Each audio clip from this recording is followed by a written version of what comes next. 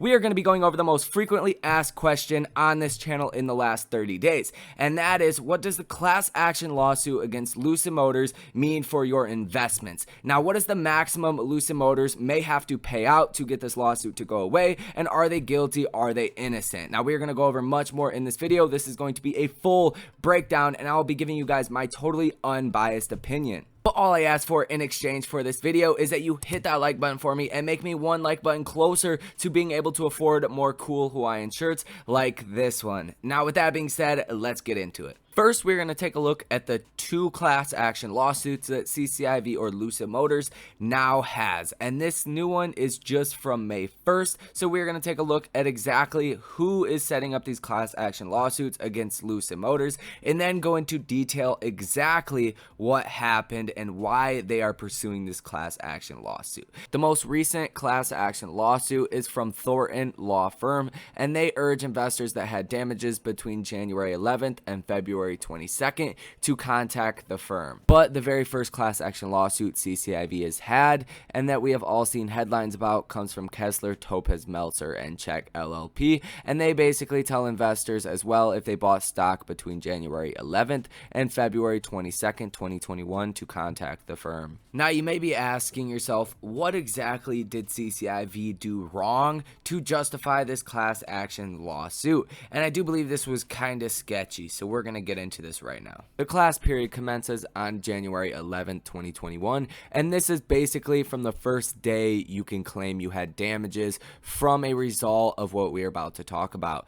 So, when Bloomberg News reported that Lucid is in talks to go public through a merger with one of Michael Klein's special purpose acquisition companies, according to the people familiar with the matter, Michael Klein launched CCIV in April 2020 and raised $2.07 billion in CCIV's initial public offering. It was rumored that the Lucid was merging with CCIV on February 16th, 2021. Lucid's chief executive officer, Peter Rawlinson, appeared on Fox Business News with Neil Cavuto toting that Lucid was aiming for a spring delivery of its first vehicles. Now, this is where it kind of starts to get sketchy. On Monday, February 22nd, 2021, the long-anticipated merger agreement between CCIV and Lucid was announced. CCIV and Lucid's transaction equity value was estimated at $11.75 billion. However, at 6:22 p.m. that same night, Ed Ludlow of Bloomberg News reported that Mr. Rawlinson announced that production of its debut car will be delayed until at least the second half of 2021, with no definitive date set for delivery of an actual vehicle. It is also alleged that Lucid was projecting the production of only 557 vehicles in 2021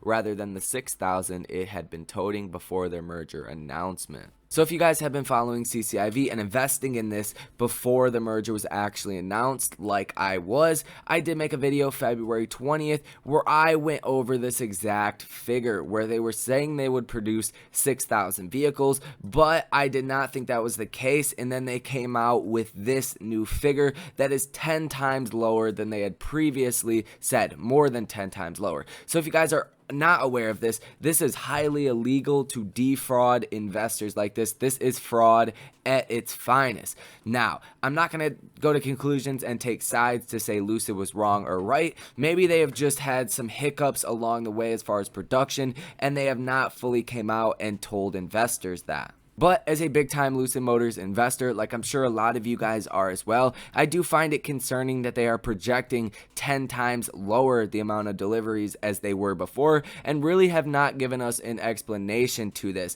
All they have said is that they are trying to fine-tune these vehicles so no issues come out after they're already delivered. And this does make sense, but they are not telling us exactly why they are projecting a 10-time lower figure than what they were just a month or two before the actual merger was announced. And like I said, I'm not choosing sides here. I don't know. I'm just the dude behind a computer that learns everything I can about the companies he invests in. So don't get mad at me, but I think it's good to ask these questions. Now, I was not an investor that was damaged during this because I originally bought in my position at $17 and $18, but I sold out at $55 per share 2 days, like I said, 2 days before this crash actually happened. and then I bought back in and am averaged in at $23. But if you were damaged in this, let's try to figure out exactly how much CCIV might have to pay out for misleading investors. And I'm going to put that in quotes because I don't know this, but we're just going to try to come up with some figures here and see actually who this pertains to. If you sold your shares, if you held your shares, who it pertains to. Now, joining a class action lawsuit is not for everybody. If you lost a lot of money, you could actually lose more money by joining a class action lawsuit. And I'm going to read this to you guys. It says, while joining a class action lawsuit will not cost you a dime up front, you give up your right to recover compensation individually. If your injuries are substantially worse than other plaintiffs in your class, joining a class action lawsuit could end up costing you thousands or millions down the road. And what this basically means is, let's say they come to the conclusion that shareholders lost $20 a share, just for simple math, $20 a share a piece, and for everybody that joins a class action lawsuit, there's X number of shares at $20 per share.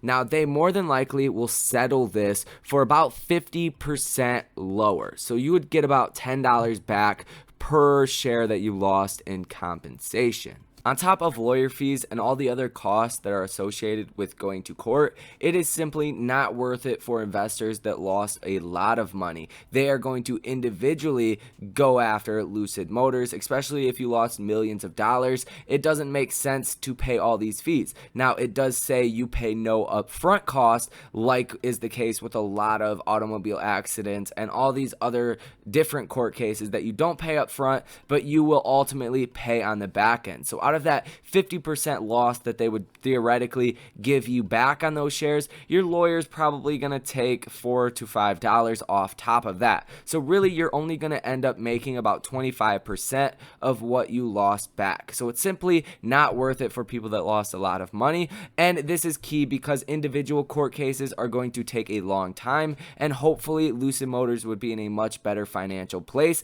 Not saying they aren't right now, but they would be in a much better financial place in the future to deal with these claims once they come up. Now, if you bought in the high 50s or 50s, whatever your price range was before this news was announced with Lucid Motors that dropped the stock 45% in a single day, you can participate in a settlement in the event you continue to hold the stock. Your damages will be limited to the difference between the price paid for the stock and the mean trading price of that security during the 90-day period following the corrective disclosure. So that is basically saying from the point that they defrauded investors, or in quotes, defrauded investors, to 90 days out, or wherever the share price is, you can still claim those damages. Now, let's say you bought CCIV stock at whatever, $50 a share, and by the time this class action lawsuit comes around, CCIV stock is at $50 a share.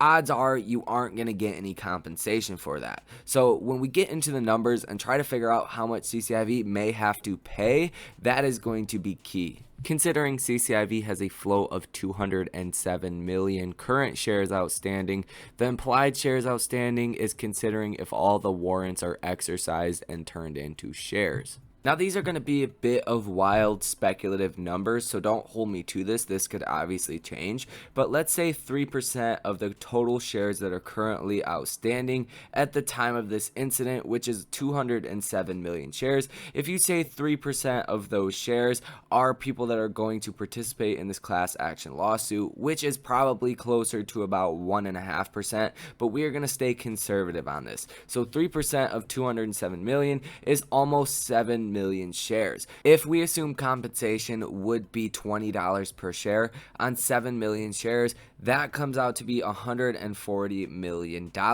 as pretty much our worst case scenario. But if we consider a more realistic compensation per share, that would be about $10 per share. I think that is a realistic price that they may have to pay if they are found guilty of this, and that would be $70 million, which still is a drop in the bucket. But considering everything, I don't think 3% of all the shares are going for this class action lawsuit. I think it'll probably be about 1% or 1.5%, and that would be $35 million.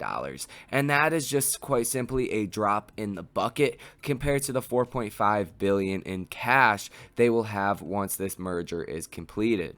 So I think realistically, if Lucid Motors is found guilty of deceiving investors or frauding investors, they would theoretically have to pay about $35 to $50 million. That is the rough estimate I'm going to give. I think it's more like 35 million, but I will go as high as to say 50 million. I don't think it'll be the 70 million, but I think that is worst case scenario. No way it's going to be $140 million. That is just not going to happen. Not enough people are actually going to do this class action lawsuit for that to actually happen. So my opinion on this, I don't think it'll affect Lucid Motors as a business at all. I don't see you will see an impact in this at all. We're really waiting for deliveries to be announced and hopefully a Lucid Motors and Apple partnership. But I still felt the need to make this video because I've seen so many comments basically everywhere about this class action lawsuit, and I really don't think it'll affect Lucid Motors business at all. And most certainly you shouldn't make an investment decision based off of what you think will happen in this class action lawsuit, because it might even come in lower than this. Who really knows at this point? That is for the courts to decide. And with that being said, I'm gonna go ahead and wrap up the video. I will see you guys later. I hope you guys got some value out of this video. If you did and you made it to the end, there's no reason that you don't hit that subscribe button and the notification bell to stay up to date with these videos as soon as they are posted. I will be sure to update this story as soon as we get more information. With that being said, I will see you guys later. Take care.